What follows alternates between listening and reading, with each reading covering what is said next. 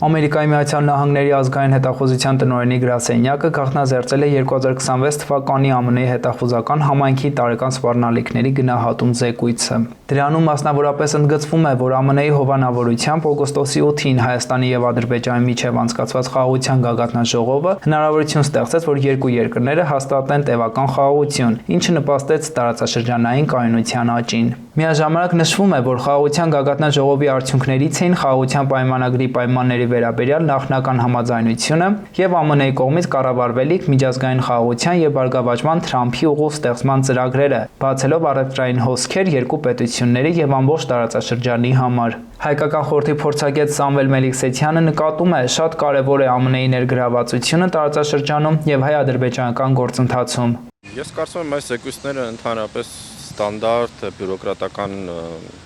փաստաթղթեր են, որոնք բազմաթիվ են եւ շրջանառության մեջ են եւ իհարկե շատ հեռու գնացող հետևանքներ գուցե հենց զույգ զեկույցի վրա չի կարելի անել։ Ես կարծում եմ, շատ ավելի կարեւոր է տրամաբանությունը հասկանալ ԱՄՆ ներգրավվածության այս տարածաշրջանում եւ նաեւ հայ-ադրբեջանական գործընթացին, ինչպես գիտեք, անցած տարվա օգոստոսի 8-ից այդ ներգրավվածությունը վճռական է եղել եւ նաեւ զգալիորեն ազդել է հայ-ադրբեջանական հարաբերությունների արկա փուլի եւ հանգստության, միջպետական հարաբերությունների վրա։ Իհարկե հիմա շատ ավելի կարեւոր իմ կարծիքով խնդիր է Իրանում զարգացումները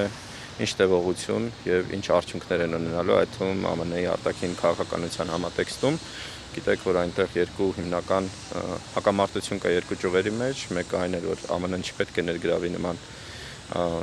կոնֆլիկտների մեջ, եւ պետք է կենտրոնանա իր ներքին, այսպես ասած, գործերի վրա, երկրորդը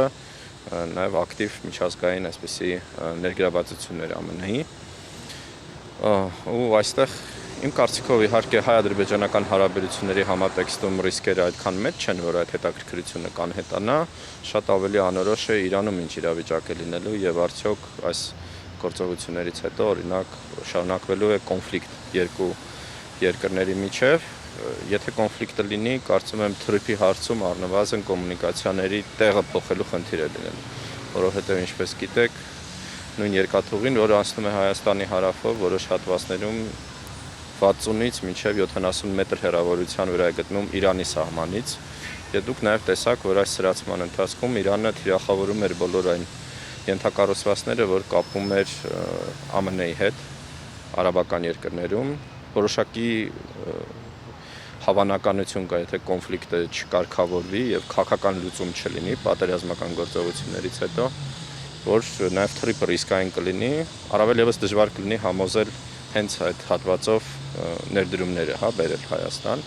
եւ այս առումով իհարկե կարծում եմ նաեւ Հայաստանը եւ Ադրբեջանը պետք է այլ լուծումներ ունենան։ Անդրադառնալով քննադատություններին, թե զեկույցում ասվում է, որ Ադրբեջանը ռազմական ճանապարհով վերականգնել է վերահսկողությունը իր Լեռնային Ղարաբաղի նկատմամբ, որը մինչ այդ գտնվում էր Երևանի աջակցության ներքո։ Փորձագետն ասում է, սա մասնագիտական զեկույց է, նման զեկույցներում կա հստակ տերմինաբանություն։ Սա ստանդարտ, ինչպես նշեցի, բյուրոկրատական փաստաթուղթ է, որտեղ օգտագործում է հենց այսպիսի լեզու։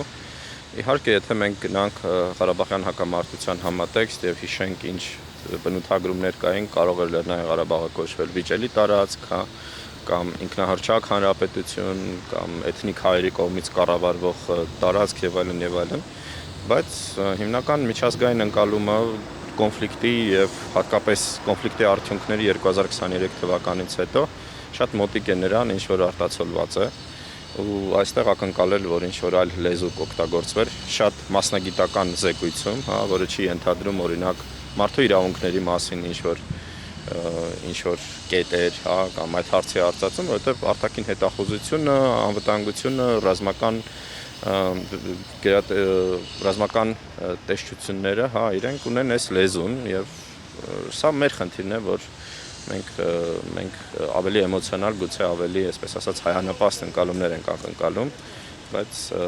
այսպիսի զեկույցներում դա ուղղակի անհնար է։ Խաղաղության համաձայնագրի վերջնական կնքման ճանապարհին դեռևս կան խոչընդոտներ, մասնավորապես Հայաստանի սահմանադրության փոփոխությունը, ասվում է զեկույցում։ Սամվել Մելիքսեթյանը կարծիք է հայտնում, որ եթե անգամ սահմանադրական բարեփոխումները հաջողությամբ չփսակվեն, դա հայ-ադրբեջանական կարգավորման համատեքստում այդքան ռիսկային սցենարներ չի ենթադրում։ Սա Ադրբեջանի նախապայմանն է, որ ինքը մինչև հիմա պահում է։ Դուք գիտեք, որ հայկական կողմը փոխում է սահմանադրությունը, դրա մասին արդեն հնչեցվել է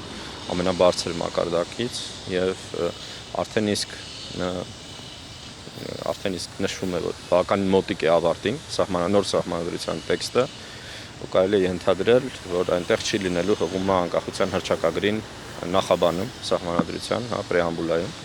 Իհարկե այստեղ խնդիրն անում է, եթե ընտրություններից հետո լինի նաև հանրաքվե, արդյոք այդ հանրաքվեն դրական արդյունք կունենա սահմանադրության փոփոխության հարցում, բայց ես կարծում եմ, որ եթե ընտրություններից հետո շարունակվի այս տրամաբանությունը հայ-ադրբեջանական կարգավորման, նույնիսկ եթե սահմանադրական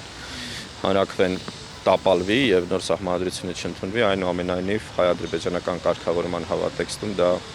այդքան ռիսկային սցենարներ չի ենթադրվում եւ ադրբեջանական կողմն էլ իհարկե ուշադիր նաեւ իրենց վերլուծական դաշտին նայելով քննարկում են տարբերակներ, հետընտրական զարգացումների եւ որ ասենք քաղաքական ուժերը, որոնք աջակցում են այս տրամաբանությամբ կարգավորումը, իրենք մնում են իշխանության կամ հաղթում են ընտրություններում, բայց սահմանադրությունը ինչ-ինչ պատճառներով օրինակ հանրաքվեն տապալվում է եւ իհարկե, ինչպես նշեցի, արդեն ընտրություններից հետո պարզ լինելու ինչ զարգացումներ մենք ունենք։ Սա կարևոր է եւ հայկական կողմի համար եւ կարծում եմ Ադրբեջանի համար է կարևոր եւ նաեւ Իրանի կոնֆլիկտը, ինչպես նշեցի, ստիպում է եւ Հայաստանին եւ Ադրբեջանին շատ ավելի նրբանկատ լինել եւ շատ ավելի զգուշավոր լինել եւ ավելի մեծ մոտիվացիա ունենալ կարգավորման համար։